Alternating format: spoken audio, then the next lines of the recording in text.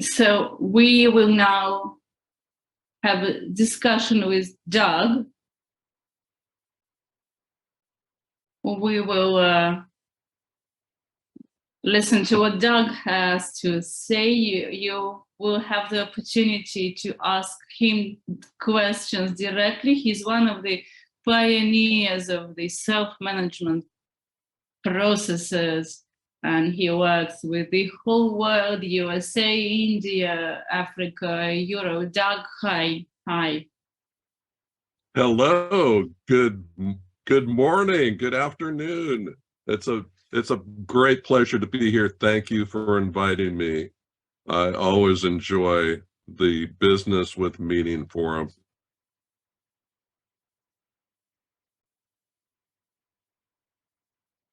Thank you, Doug. So let us start the conversation. First question to you. So what news in self-management for over last year, maybe? What kind of insights did you get as a consultant accompanying evolution? So, yeah, the floor is yours. Yeah. So, what I see in the world today is heightened interest in self-management and better ways of working in general. Much of this was driven by the global pandemic, where people were required to work from home by the millions, got used to it, and then the pandemic ended, and most managers, maybe 70% of managers, wanted people to come back to the office, and most workers wanted to continue to work from home. So there's a tension there and a dilemma that needs to be resolved in some fashion. And some companies are simply ordering people back to the office, like at Twitter and Elon Musk. Other companies are negotiating a more subtle path where they're finding out what works best. And maybe it's 2 days in the office, 3 days at home. But the pandemic was a huge catalyst for thinking about different ways to work, and it's a huge catalyst for self-management all around the world. One of the movements that I see is that there are multiple initiatives underway all around the world to actually buy companies and then transform them into self-managed enterprises.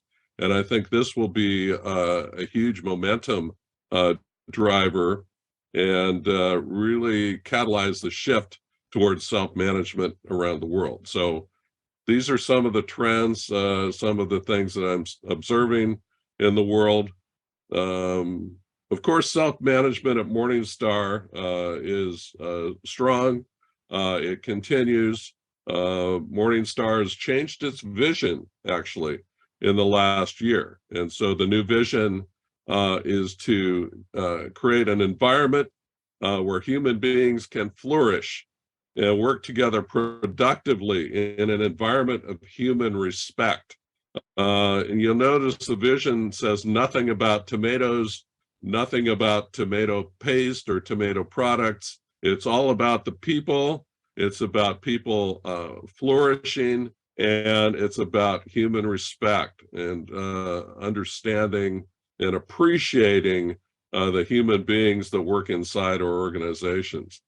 So those are the things that have been consuming me for the last few years. And yeah, happy to take any other questions.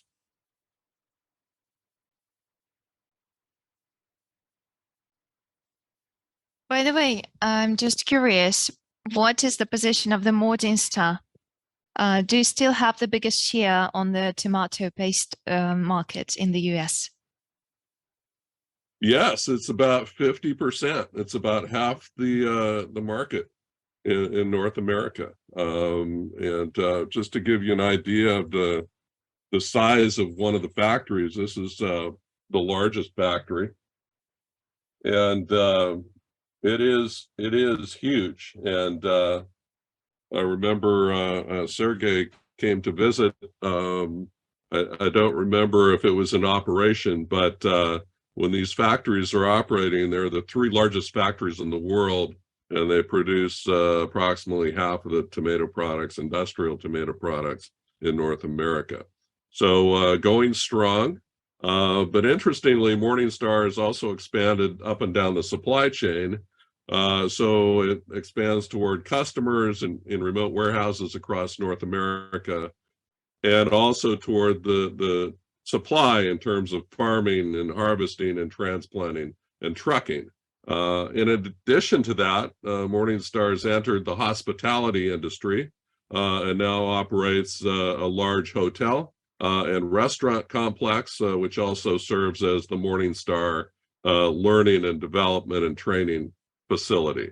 So expanding into other sectors of business as well. Right. Doug, I know that you work all around the globe. So do you see any difference in how self-management is implemented in the US, in Europe, and in China? I mean, what are the key differences you see? Well, every culture is unique, of course, but there are some universal truths that overcome cultural and regional differences. I see high levels of interest in self-management in every corner of the globe. I've been to Moscow to your conference there in 2017. I could feel the energy and the interest. I delivered a workshop as well in Moscow around self-management. When the pandemic hit in December of 2019, I was in China, and there was a high level of interest there in Beijing among business leaders eager to learn and apply the principles and practices of organizational self-management. So it was a strong interest from the global South. We just had a global manufacturing company visit from Brazil, and they're looking at a multi-decade transformation to self-management. So I think the common universal desire for freedom is strong enough that any cultural differences are rendered inconsequential or meaningless. I've heard people say, well, this could never work in Asia, or this could never work in this other country, or this could never work in the Middle East. I don't believe that for a second. The deepest human need after the need for air and water and food, one of the deepest human needs is the desire to create. And self-management unlocks human creativity. And that is a universal human yearning that people have. And the problem with organizations is that statistics show that 30% of people in organizations don't have an opportunity to be creative. And that's tragic and sad. And that's why my life's work is trying to reverse that.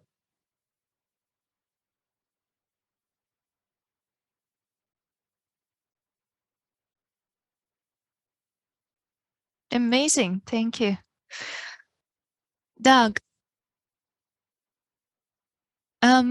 yesterday, at the first day of our forum, we discussed new challenges, current challenges, and especially the challenges that contemporary leaders face.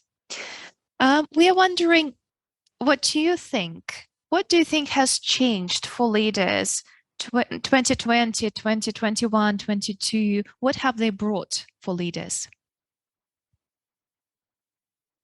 Leaders have grappled with great uncertainty, and the uncertainty is increasing, and the uncertainty is increasing at an accelerating rate. If you look at the World Uncertainty Index, it shows that the index was relatively flat for a number of years. But in the last few years, and particularly the last 3 or 4 years, it's skyrocketed. And so what we're seeing is a great amount of fear and anxiety. This is also caused by the accelerating change in technology. Technology is changing so fast that it is outpacing the ability of leaders to absorb the change. We have blockchain, artificial intelligence, virtual reality, genetic engineering, nanotechnology, robotics. Now we have 4D printing. So we've already moved past 3D printing. We now have 4D printing. This is a tremendous source of anxiety and fear in the new economy. And frankly, leaders have a very hard time. IBM did a study. They found that most leaders doubt their own ability to manage complexity. So that's not a good situation. That's not healthy. People are losing sleep. Their health is declining. It's a very, very tense time. And so how can we address that? Is there hope? I believe there is hope. And the hope lies in the healing power of philosophy.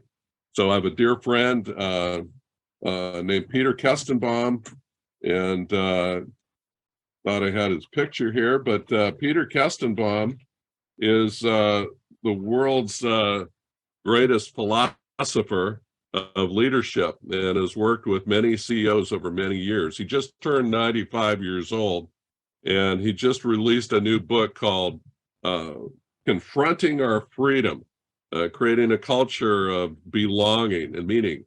And so his idea of leadership is to embrace anxiety, embrace fear, because anxiety and fear are the fuel, the rocket fuel for courage, and leaders need courage today more than any other characteristic.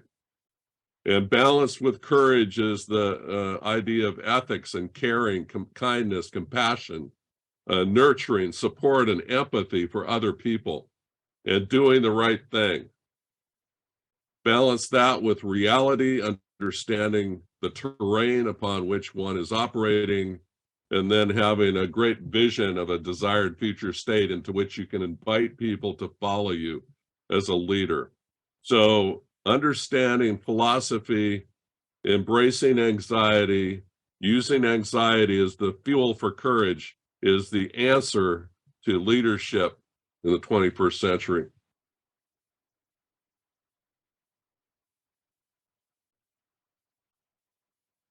That sounds great. Thank you very much. Courage, right? By the way, just a reminder, anybody is welcome to contribute your questions. Please use the chat. We will read them out. Doug is a global expert in self-management. Please use this opportunity. And on my behalf, I just wanted to say that Spiral Dynamics has a principle which says that you start to feel peace only when you understand that there is no peace. You stop looking for it, and then you are there, right? You are calm. You find yourself in this calm place, and you can live a slow life in the moment. And at the same time, you make quick decisions. And that's the paradox we discussed yesterday. I think this is a very important step in growing the wisdom of a leader. I love that reference. Thank you. And it also reminds me of happiness, when people stop looking for happiness and just embrace day-to-day relationships with human beings, then often they find happiness. It is a paradox and a mystery, and that's a very good point. Thank you.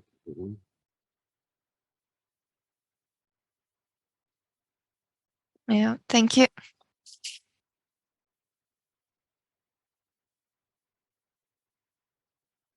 Just a quick reminder that the Morning Star became famous after an article published in Harvard Business School.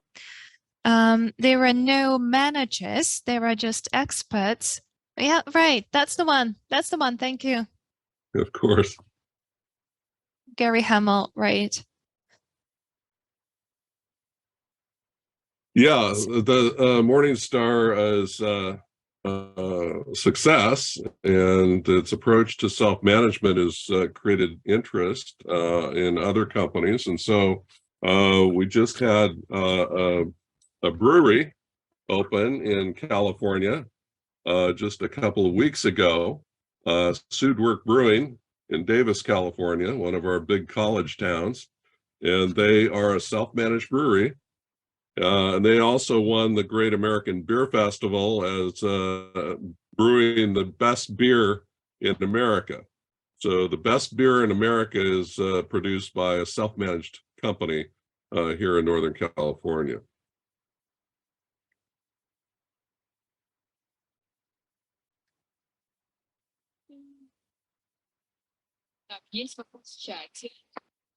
That's great. There is a question in the chat.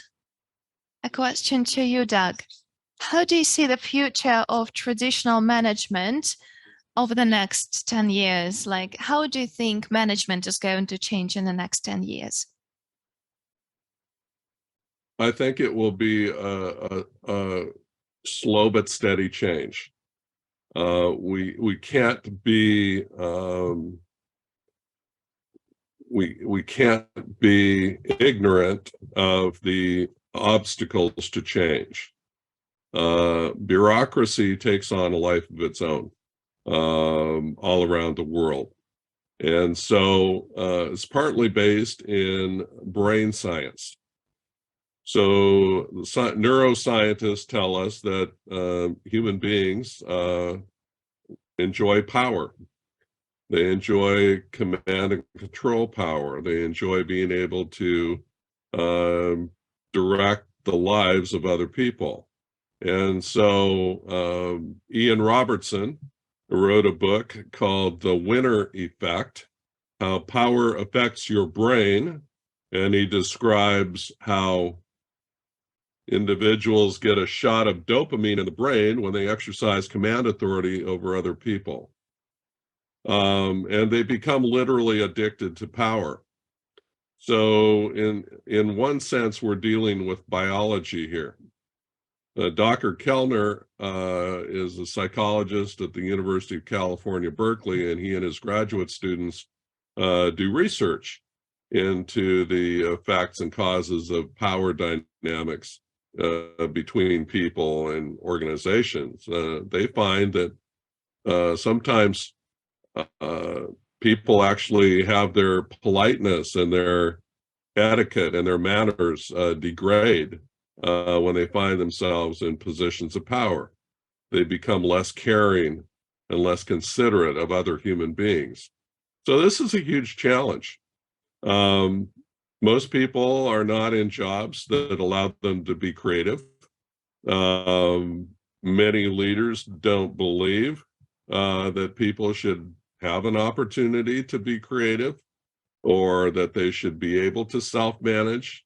And so we can't be ignorant of the challenges that we face. However, we do understand that the levels of anxiety we're experiencing now are not sustainable, that there are examples of great self-managed companies all across the world, We do have serious initiatives, as I described earlier, where people are going to buy companies and transform them. We have heightened levels of interest from enlightened leaders around the world, including those of very large companies, multinational global companies. And so this is a movement that's not going to stop, but it's going to be slow until circumstances allow it to move fast.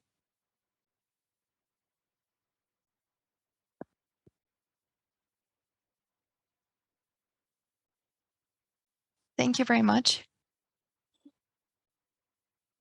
We have another question in the chat. We say a lot that leaders have to be courageous, they have to be brave. And there is a question in the chat from a manager. How do you fight the fear of the employees when you're afraid of your own employees, your own teams? I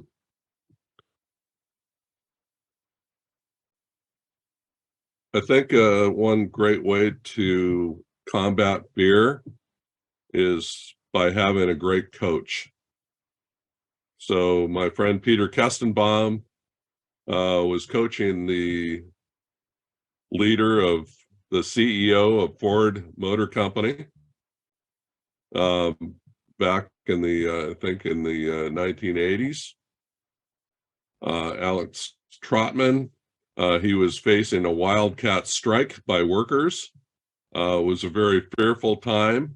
It could have dealt a very serious economic blow to Ford.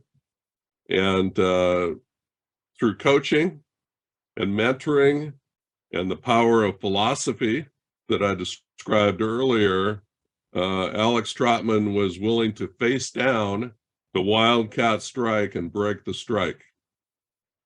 And Peter said that he would not have had the courage to do that until he received the coaching that he needed to understand the reality of the circumstances and summon the courage to see a vision of a strike-free Ford Motor Company.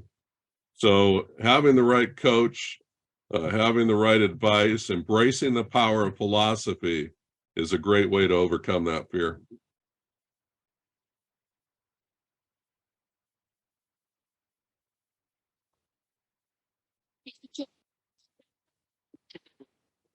Thank you very much, Doug. There is another question from the chat. Do you think artificial intelligence will replace leaders in the future? No, I don't think that artificial intelligence will replace leaders. It will augment their ability to lead.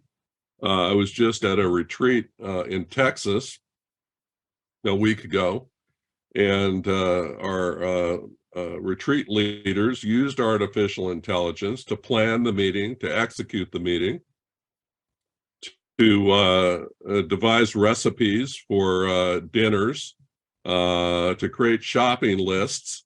It was a great augmentation tool, but you can never replace human beings.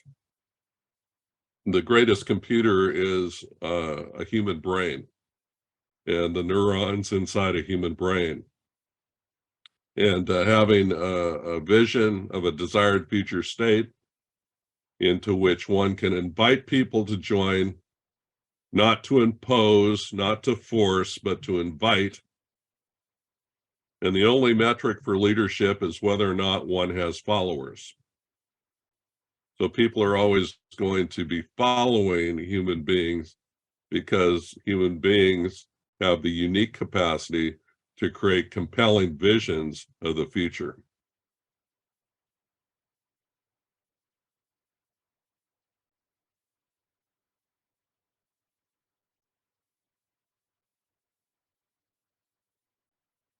Great, without imposing, but inviting into the opinion. Yes, it somehow echoes what Boris Diakonov yesterday told us. And thank you very much for this discussion. It is always very interesting to discuss with you, to talk to you. And to get very deep, insightful results and answers, and you're a wise person, a very professional consultant. Thank you. I hope that our joint work will develop leadership and our common future. Well, we will do our best at least.